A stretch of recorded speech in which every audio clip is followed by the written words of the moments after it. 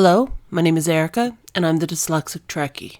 Ensign Bradbury was caught attempting to shirk his duties again. Once the power was reduced to improve sound, he started pacing and attempted to pass the captain without permission. He is now presently in his position. We'll see if he assists in this video or not. He may give us the silent treatment. He doesn't understand exactly how important his part is in the creation of these videos.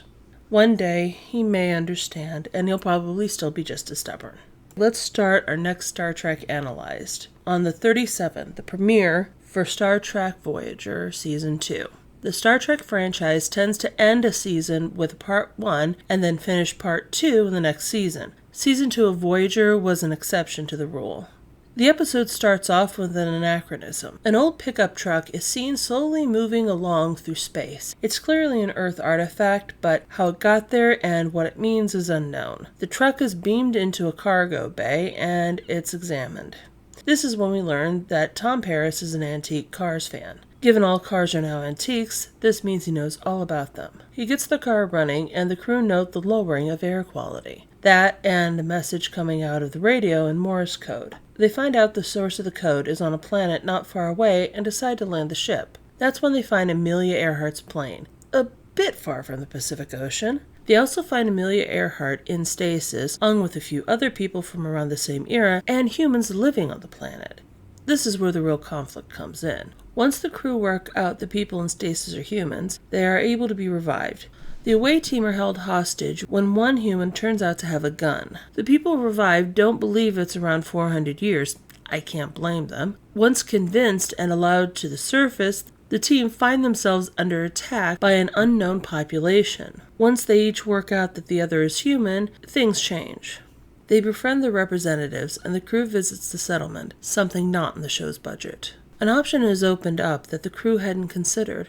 They're invited to settle on the planet, and a few consider staying. Janeway has to decide how to handle this. She ultimately decides to let the crew choose for themselves. If enough people go, she won't be able to run the ship, but she can't bring herself to order them to stay. Captain Janeway announces to the crew that anyone who wants to stay should meet her in the cargo bay to be dropped off before they return to their journey. When she goes to say goodbye, no one is there. It's a lovely moment. Even when given another chance, they all choose to stay, even when so many of them clearly did consider it.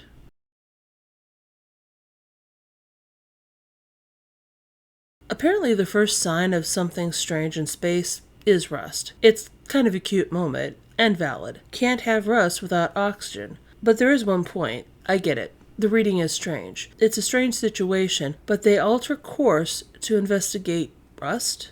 Don't things ever find their way out into space? How about when the cargo bays have to be opened for one thing or another? How often have we seen the cargo bays open to vent something and things just fall out of it? What happens to those? And they're not all Starfleet ships. Something had to have rusted. I think detecting the gasoline would have been a better pick for a reason to course correct. We get a little hint of Janeway's history when they examine the old jalopy.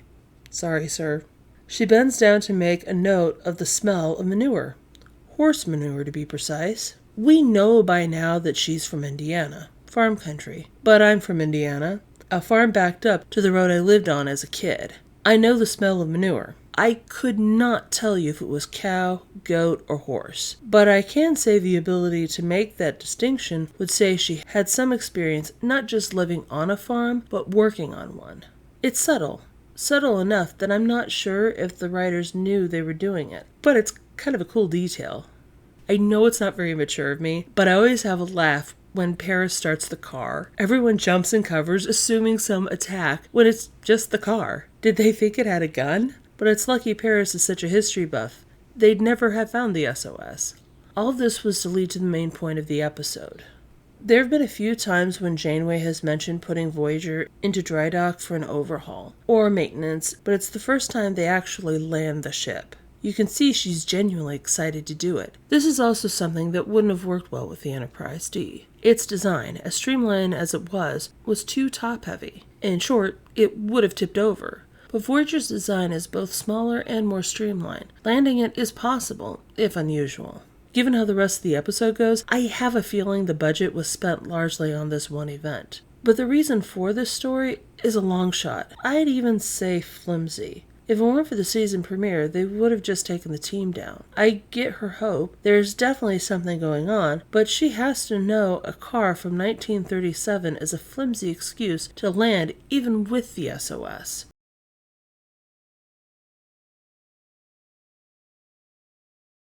Jumping forward to when the team finds the people in stasis, I get a chill every time I see Captain Janeway find Earhart. There's so many layers to the moment. First, it's finding an actual person from history, someone we likely all know. This is one cool moment for the fans, but then there's Janeway, the first female captain to lead a ship for the franchise. And no, I don't mean the first female Starfleet captain, but the first female captain of the show's namesake. In Janeway's life, her being a captain is about as monumental as Uhura being a lieutenant in the original series. That's to say, not at all. One's potential isn't based on an arbitrary idea of race, gender, sexuality, but ability. But for the viewers, it's something more. It's recognition that our abilities aren't based on arbitrary lines that have nothing to do with the station in question. A female captain who's totally possessed within her rank is meeting the woman who first paved the way for Janeway to be respected as a captain. And if you want to look at it that way, the real tragedy of Earhart's death or disappearance is that she never lived to see what she inspired. If only in fiction that gets to be put right. And then poor Kim has to look like the kid who didn't pay attention in history class. How would she have not been a part of U.S. history, aeronautical history, or just human history?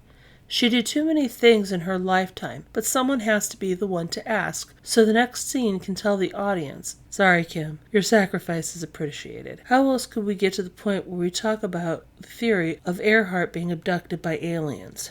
I really wonder how many takes they had for Kate Mulgrew to get that moment right. She knocks it out, but I can't quite tell if Kate's amused or Catherine's excited. There is one issue. Janeway first says the people who revive the crew need to all be humans, then says Kes should come along. She can be made to look human easily enough, which is a valid idea, but it's tossed out so offhanded. It reads like a last-minute edit. I suspect they originally had the people wake up through the stasis machines being turned off, and then realize they wrote themselves into a wall when the crew gets held hostage. Kes's ears are some evidence that they're telling the truth. It works, but I think saying only people who can pass for human should go could have worked better. The team wakes the group up, and Janeway tries to explain what happened. Too bad the truth sounds ridiculous. But again, we have that moment. Captain Janeway is the captain, a female captain. Even Earhart seems to struggle with that, even when she has no trouble telling her navigator who's boss. But again, one little issue with Kes. I know the stakes are high, but she could have asked Kes if she could pull her hair back first. It just seems a little bit rude. I forgot exactly how Janeway heavy this episode is. Yes, it's the premiere, but she's in nearly every scene, but she's the one to resolve nearly every issue. I would say shooting someone isn't usually how you win a fight, but it helps when those you're fighting realize you're the same people. When she finally gets to speak to the head of the team who fired on them, things come into an interesting light. I agree that it wasn't right to leave the 37 in stasis, but they just impacted the culture's development. I'm not sure if this falls under the Prime Directive, but it really sits wrong with me. In their defense, with the sensors down, they couldn't tell if there were people on the planet or not. But our friend isn't done. The Biori, whoever they are, left nothing of their technology behind. There's no way to know how the humans were brought to the planet, or how that damn jalopy was left floating in space. Wonder if they gave him his car back. Either way, this isn't the end. Voyager could stay. There's a good life to be had on the planet. A planet that appears to be a mini-federation, with all the ills of society gone. Janeway gets to go see the society first person. Unfortunately, like I said before, we don't get to tag along. I know this was likely a product of budget, but dangling this in front of the viewers and leaving nothing for us to see is annoying. We don't see any food or artifacts. No one got a t-shirt? Not that watching Earhart sit at the helm wasn't worth it. Without seeing the city, we're forced to take Janeway's reaction as evidence of what's possible. Janeway is stuck with the same dilemma. She had to make a choice for the crew once. She made the unilateral decision to blow up the array, leaving them stranded. Now, there's a chance for peace, for an end to the journey. I have to respect her decision here. It's a hard gamble, but she gives the crew a choice. There's one flaw in her reasoning. Evansville's people don't need help creating a society. They have one. It's doing well. Do they need to be space-worthy? The choice to stay isn't one of helping start a colony or go home. It's to stay in an established society or go home. This entire episode is leading up to this one scene in the cargo bay. The whole point is to show the decision of the crew to go home. Of course, it's empty. And Kate makes this scene what it is, deeply emotional and deeply cathartic. The crew is forced into this situation in the series premiere, but when given a choice in the season 2 premiere, they choose to keep on. Janeway knows her crew is dedicated to their mission to go home. They choose the journey. The ship leaves with Evansville, Earhart, and her navigator watching on. Issues aside, this is a dynamic Janeway-centered story. We see some of how she's processed her time fighting to go home. Her crew is adjusted, and she's still ready for adventure, even if it's just some rust in space. There's this thing about Voyager people say a lot. The characters don't develop. I've talked about that in the past, but I don't think it's that simple. They can't grow as much as they might in other shows. Ensign Kim stays an ensign because there's no place for him to move up to. Pierce slides back in his traits because he's stuck doing the same thing day after day when he has an adventurer's personality. Chakotay stays as he is because he has nowhere to go. The only promotion he can get is if Janeway dies, and he grows to genuinely respect and care about her. None of them are striving for the same goals you'd see in other shows. They're just trying to get home. But that's not to say they don't have character growth. Janeway has gone from a green captain stranded in a space she doesn't know or understand to a captain sure of her job and willing to put things up for a vote if needed. That's not any balance Kirk, Picard, or Sisko has ever had to have. Janeway is constantly reflecting on her choices. She's always working to learn, understand, and better her crew's situation. And she has to work out when she has to be the strong authority who makes the choices for everyone, or the friend who leaves it up for you to decide. She doesn't always get it right. In fact, I'd say it's the root of most of the time she crosses the line. Janeway is coming into her own. She is becoming the captain who can get her crew home.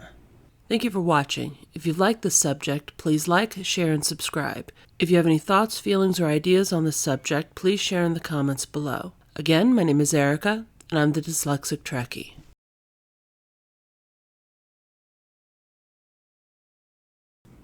They also find... You gonna let me do this, or are you gonna try to get out? Yeah. Well, you know what? Amelia Earhart's a very cool lady. Don't give her grief. I can't blame them. Well, I can't. It's understandable. Well, they did. Ray doesn't agree with some of this, but you know what? We all have our opinions. This is also something that wouldn't have worked well for the Enterprise. It wouldn't have. Even if I can't say it nicely, it really wouldn't have. Yeah, I think it worked. It does. I don't think that was right. Yeah. He's feeling more bold in his opinions. My neighbors are walking around. Yeah, and you went down and they won't shut up so I can do the video. There is some cleanup, but there should... Yeah, I'm sorry. What? Yeah, I'm sorry, honey. You're gonna have to stay here, honey. I'm sorry. This is a long one. But we're more than halfway done if you're just patient. Yeah, patience isn't a virtue you have. She made the unilateral.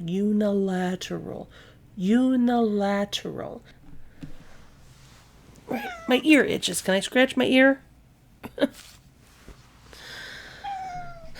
Yeah, you're not going down, Ray. Yep. I do have to feel sorry for Ray. This is a long script, and we'd be almost done by now on most of the others. Oh, I know you want down, and this is just horrible treatment from Captain Mommy, but you are going to stay here. Hey, no biting. Not very many captains have to tell their crew to not bite them. You're free.